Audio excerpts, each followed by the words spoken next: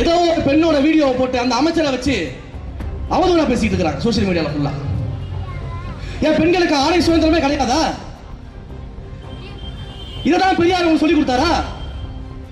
அப்ப ஒரு பெண்ணோட வீடியோவை போட்டு அந்த பெண்ணோட ஆடையை வச்சு அமைச்சரை நீங்க மறைமுகமா கேலி பண்ணி பேசிட்டு இருக்கீங்கன்னா அப்ப பெண்ணோட ஆடை சுதந்திரம் எங்க இருக்கீங்க? முதல்ல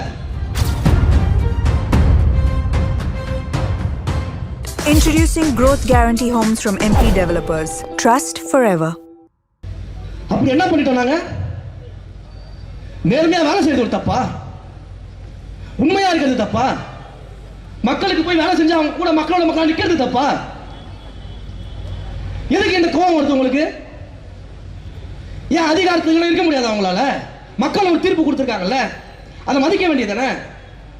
அப்ப நாங்களே அதிகாரத்தில் இருக்கணும், நாங்களே ஆளணும், மக்கள் அடிமையா இருக்கின்ற மனநிலை என்ன மனநிலை? அது அந்த மனநிலை இருக்கிறதால தான் நீங்க இந்த மாதிரி பேசிட்டு இருக்கீங்க ஒரு பெண் அமைச்சரை பார்த்து.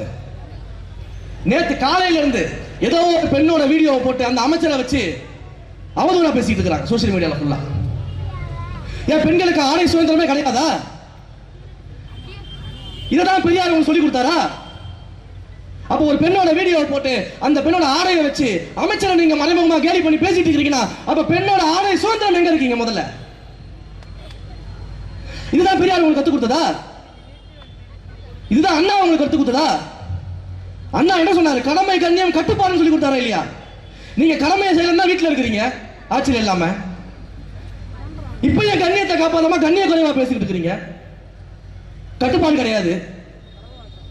அமைச்சர்கள் யாராவது எந்திரிச்சு பேசினா வரிக்கு வரி எந்திரிச்சு கீழே ஓடி வந்துடுறீங்க ஸ்கூல் குழந்தை மாதிரி. அப்ப கடமை கண்ணியம் கட்டுப்பாடு எதுவும் கிடையாது. பெரியார் சொல்லி கொடுத்த பெண் விடுதலையோ பெண் முன்னேற்றமோ எதுவும் உங்க மனசுல கிடையாது. உங்களுக்கு எல்லாம் ஆட்சி அதிகாரம் வேணும். எப்பவுமே நாங்க தான் ஆட்சியில் இருக்கணும், எப்பவுமே நாங்க தான் அதிகாரத்தில் இருக்கணும், நாங்க தான் மன்னர் பரம்பரை, நாங்க ஆள பிறந்த பரம்பரை, அந்த எண்ணம் மட்டும் தான் உங்களுக்கு இருக்கிறதால தான் இப்படி அவதூறா பேசிட்டு இருக்கீங்க. இப்படி போய் புகார்களை சொல்லிட்டு இருக்கிறீங்க. ஒரு ஆட்சி மேல இவ்வளவு கம்ப்ளைண்ட் சொல்லிட்டு இருக்கீங்க. 100 நாள் இதை செஞ்சிட்டீங்களா, அதை செஞ்சிட்டீங்களா, அதை பண்ணிட்டீங்களா, இதை பண்ணிட்டீங்களா? ஏன் நீங்க 100 நாள் என்ன தமிழ்நாடு தலைகளை திருப்பி போட்டீங்களா வந்த உடனே? அப்ப 100 நாள்ல பினான்ஸை பார்க்கணும், நிதி நிலைமையை சரி பண்ணணும், நிதி நிலைமையை சரி பண்ணி பட்ஜெட் தாக்கல் பண்ணணும், பட்ஜெட் தாக்கல் முடிஞ்சதுக்கு அப்புறம் போய் ஒர்க்கை ஸ்டார்ட் பண்ணணும். அதுக்கான கால தேவையில்லை, அதுக்கான டைம் தேவையில்லையா? மக்கள் தெளிவா இருக்கிறாங்க. நீங்க பொறுமையா உங்க வேலையை பாருங்க. நாங்க ஓட்டு போட்டு ஜெயிக்க வச்ச எங்க முதலமைச்சர் எங்களுக்காக இருக்கிறாரு, எங்க தளபதி இருக்கிறாரு, எங்க அண்ணன் இருக்காரு, என் தம்பி இருக்கிறாரு, நாங்க பாத்துக்கிறோம். மக்கள் தெளிவா இருக்கிறாங்க இன்னைக்கு. அப்ப இவ்வளவு தூரம் மக்கள் தெளிவா இருக்கும்போது உட்காந்து அதை செஞ்சியா எல்லாத்தையும் செஞ்சுட்டு தான் இருக்கோம். எல்லா இனிஷியேட்டிவ் பண்ணியிருக்கோமா இல்லையா?